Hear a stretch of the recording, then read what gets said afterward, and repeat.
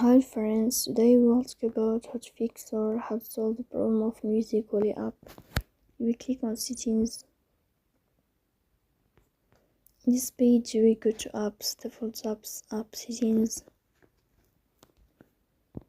On above you will search about Musicolet app. Here in this page of app info we click on first stop and we click OK. Here you will enter to the window of storage.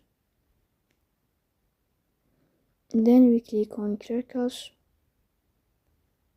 In the end you can turn off your phone and you can wait a moment to restart your phone again to fix that problem.